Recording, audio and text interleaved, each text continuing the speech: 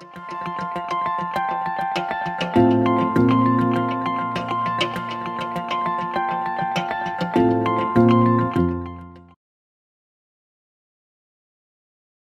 bien pour l'opportunité de présenter ce matin quelques résultats sur mes travaux. Donc, qui va porter sur l'innocuité du cannabis médical à travers une loupe d'études observationnelles. Donc, en termes de conflit d'intérêts, j'avais reçu un financement de Mitax et Aurora Cannabis pour la recherche sur le cannabis en 2018. Donc, me basant sur le fait que Edeltraut a bien fait l'introduction sur le manque d'évidence, je ne vais pas revenir là-dessus compte tenu du temps. Et donc, je vais aller avec d'abord une description sommaire des sources de données que j'utilise et par la suite décrire les résultats de 3 analyses que j'ai faites pour terminer par la suite avec une étude qui a porté sur l'évaluation de l'automédication avec du cannabis. J'espère que le temps me permettra. Donc, brièvement, les données que j'utilise proviennent de patients qui ont reçu une autorisation de cannabis et d'utilisation du cannabis en Ontario depuis 2014. Donc, de 2014 à 2017, on avait fait une mise à jour de cette cohorte-là qui comportait autour de 18 000 patients qui ont reçu l'autorisation. Et avec une dernière mise à jour en 2020, on avait au total 60 000 patients qu'on a pu apparier avec des contrôles qu'on a sélectionnés de la population générale de l'Ontario. Et l'appariement s'est fait soit par du hard matching ou par des scores de propension. Et donc, de ces données cliniques, donc, sont transférées par les cliniques de cannabis à l'ICIS en Ontario, qui va donc se charger de faire le jumelage avec les données médico-administratives de la province. Donc, brièvement ici, au niveau des données cliniques, on peut avoir des variables comme les variables sociodémographiques et les raisons de la consultation et puis l'évaluation clinique de base. Il y a également pour une bonne proportion des patients quelques évaluations sur la dépression, l'anxiété et la douleur qui ont été complétées à la visite initiale.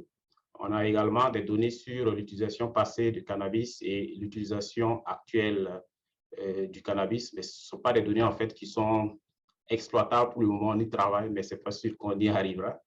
Et finalement, on a le suivi dans les cliniques.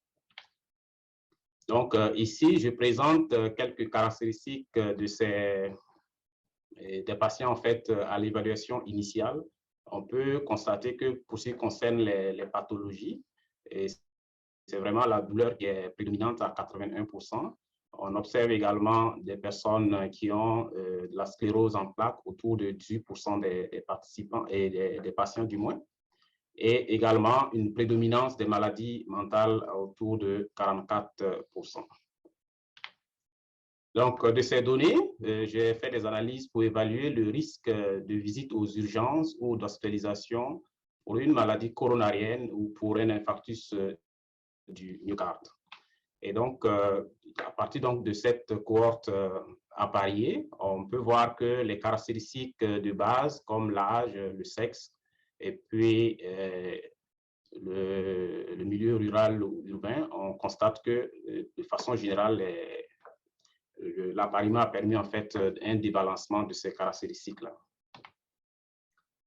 Alors, si on regarde maintenant l'incidence qui nous intéresse. Donc, notre événement primaire était l'hospitalisation ou la visite aux urgences pour un événement coronarien ou l'AVC. On a pu observer une incidence de 7,19 par 1000 personnes années dans le groupe cannabis contre 5,66 dans le groupe contrôle. Et si on regardait l'ensemble des problèmes cardiovasculaires qui ont pu survenir au cours du suivi, on observait une incidence de 28 par 1000 personnes années pour le groupe cannabis et de 19 dans le groupe contrôle. Alors, ceci donne donc, si on considère le dernier modèle ajusté ici pour l'historique de maladies cardiovasculaires également pour le milieu de vie, on constate que l'autorisation du cannabis était associée à un risque élevé de maladies donc cardiovasculaires et ce risque était significatif. Et on observe également le même portrait lorsqu'on considère en fait la visite aux urgences ou les hospitalisations pour toute cause cardiovasculaire. J'ai également analysé les données pour regarder le risque, en fait, pour les mêmes concepts, donc visite aux urgences et hospitalisation pour troubles d'utilisation des substances. Et si on regarde en détail l'incidence, on voit que si on considérait comme outcome l'empoisonnement par substance psychoactive, on observait une incidence de 4,7 par 1000 personnes années dans le groupe qui a reçu une autorisation d'utilisation du cannabis et de 1,7 dans le groupe contrôle.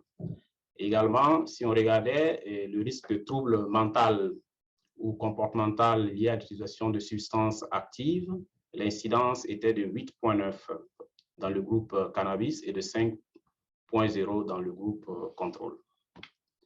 Alors, cela donne un risque pour les intoxications qui est de 2 fois plus élevé dans le groupe cannabis comparativement au groupe contrôle.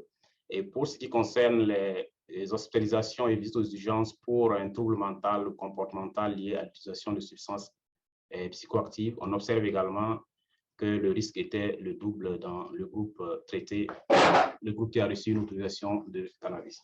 Je m'excuse pour le bruit. Et j'ai également complété récemment des analyses sur lesquelles je suis en train de travailler pour une publication où j'ai également regardé le risque de visite aux urgences ou d'hospitalisation pour une psychose. Et pour cette analyse, j'ai utilisé la mise à jour de la cohorte de 2020 qui comporte donc 60 614 patients qui ont été appariés à 180 000 contrôles par des scores de propension. Et donc, les codes ICD ici sont ceux que je fais donc pour définir mon outcome. Et si on regarde donc les caractéristiques de la population, on constate qu'en dehors de l'âge où on a en tout cas un débalancement non optimal entre le groupe exposé et le groupe non exposé, pour l'ensemble des autres variables, on constate qu'il y a une similarité dans la distribution de ces variables dans les deux groupes. En termes de taux d'incidence, dans le groupe exposé au cannabis, on observait un taux d'incidence de 2,25 par 1000 personnes années et de 1,56 dans le groupe non exposé. Et cela donne de façon globale un rapport de risque de 1,42 dans le groupe, et quand on comparait en fait le groupe exposé au non exposé. Et si on excluait les patients qui ont un historique de troubles psychotiques, on observait toujours les mêmes tendances. Par contre, si on ajustait pour l'âge, j'ai mentionné en fait que l'âge n'était pas bien débalancé.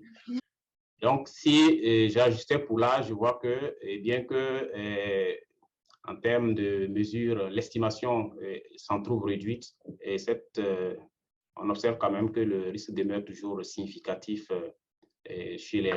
quand on compare les deux groupes. À présent, comme le temps file, je vais donc parler rapidement d'une enquête que j'ai conduite pour évaluer l'automédication avec du cannabis. Cela a été conduit auprès de 489 adultes québécois qui rapportent utiliser le cannabis en automédication. Donc, on a évalué les raisons de l'automédication, les conditions traitées, les schémas d'utilisation, l'utilisation d'autres médicaments et la perception de l'efficacité et également la perception de l'innocuité du cannabis. Donc ici, rapidement, les quelques caractéristiques que j'ai sélectionnées, on voit qu'en termes d'âge moyen, la moyenne était autour de 36 années. Et ce qu'il faut retenir de plus important, c'est que 25% des participants rapportaient utiliser exclusivement le cannabis pour des soins plutôt qu'une combinaison avec un usage récréatif. Et ce tableau présente la perception de l'efficacité perçue par les patients sur leur état de santé. Donc, majoritairement, les patients rapportaient que le cannabis améliorait modérément ou de façon très importante leur état de santé. Si on leur interrogeait par rapport à leur qualité de vie en général, il y a quand même 16% qui rapportent que le cannabis n'a aucun effet sur leur qualité de vie en général, Et par contre, la majorité rapportait quand même un effet positif sur leur qualité de vie. Et ce tableau va résumer donc les différents effets indésirables rapportés par les participants. Donc, on voit que ça va de la confusion à la paranoïa, au cauchemar. Et ce qui est plus préoccupant, c'est que quand même 15% qui rapportent qu'ils ont des difficultés à contrôler leur consommation de cannabis. Et donc, pour terminer, j'ai deux étudiants, l'une qui travaille sur les effets du cannabis sur la réduction potentielle des doses d'opioïdes, toujours avec les données ontariennes, et un autre étudiant du moins qui regarde le cannabis et le risque de dépression et d'anxiété. Je vous remercie.